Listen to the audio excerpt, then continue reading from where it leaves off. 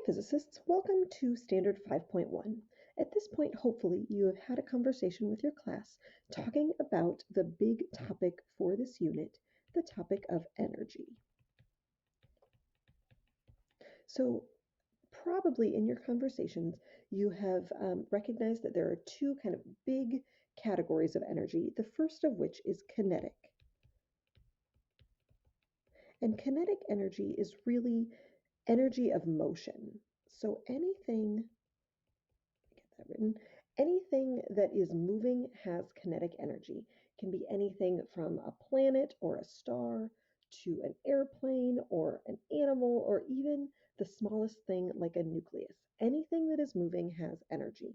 And we can quantify that energy in a lot of different ways, but the way that we're going to use in this class is kind of a straightforward way to calculate the kinetic energy of an object, and that is with this formula. So E for energy sub K for kinetic is equal to 1/2 mv squared. The m is for mass. So the larger the object, the more kinetic energy it has, and that is measured, as always, in kilograms. And then v is for velocity, which makes sense since we've got an object in motion, right? Kinetic energy is the energy of motion, and that is always measured in meters per second. So you want to remember those things because if you have something measured not in those base units, we have to convert it to those first. The other thing that I want to point out about this formula is that the velocity is squared. And just to be very clear that it's just the velocity that's squared, not the rest of the expression. It's just that v. Okay, so that's kinetic energy, the energy of motion.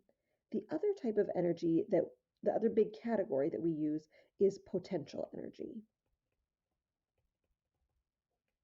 And potential energy, you can kind of think of this in a couple of different ways. One way to think about potential energy is that it is stored energy. It's energy that has the potential to do something, right? To do some work is what we say when we're talking about energy. But you can also think about it as the energy that something has due to its position. So I'm going to say due to position or its makeup. By that I mean what it's made of. So something like rest mass energy is just due to how much mass that object has. Now there are there are lots of different kinds of potential energy, but two that we're going to focus on in this class. The first one is gravitational. And gravitational potential energy, excuse me, has to do with where an object is relative to the surface of the Earth, generally, when we're talking about it. And when we're writing the expression for the gravitational potential energy, E sub G, the three pieces that matter, or the three pieces we're going to use, are the mass of the object, again, just like we did in kinetic, G, the acceleration due to gravity near the surface of the Earth, and then the height, how high up it is above that 0 point. So just to, add those clarification points in here again, mass is measured in kilograms. This G is that same 9.8 meters per second squared relative to the surface of the Earth. Now, of course, if you're using this expression to talk about another planet or something like that, then that would have to be adjusted. But generally, we're going to talk about the surface of the Earth. So it's going to be 9.8, or I'm probably going to be lazy most of the time and just use 10. You will notice that I'm not using the negative. The reason for that is that when we use negative 9.8, the negative is referring to the downward direction because the acceleration is a vector. But when we're talking about energy, we're just using the scalar or the magnitude part of it, which is just the 9.8 or the 10. And then H is the height. And we're going to talk more in another video about how to measure that height, but those heights are always going to be measured in meters. Okay? So that's one kind of potential energy. The other kind of potential energy that we're going to discuss quite a bit in this standard is elastic potential energy. And elastic potential energy is stored energy that something has due to its stretchiness or compression. Okay, so you can think about this in terms of like a rubber band. You know, imagine like stretching a rubber band between your fingers, or a spring. And we're going to do a lab in just a little bit, or maybe you've already done it, where we're storing that potential energy in a spring.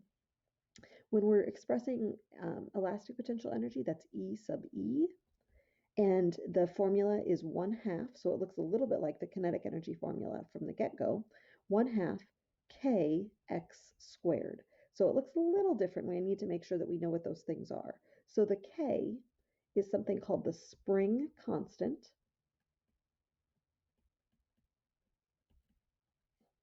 and it's measured in newtons per meter.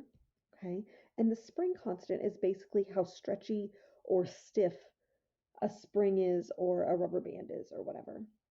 And then x is the distance from equilibrium that it's been stretched, okay, measured in meters. So, you know, if you have a rubber band that's just sitting um, at a normal size and you stretch it, the amount that you stretch it is what we're talking about, or the amount that you squish or stretch a spring.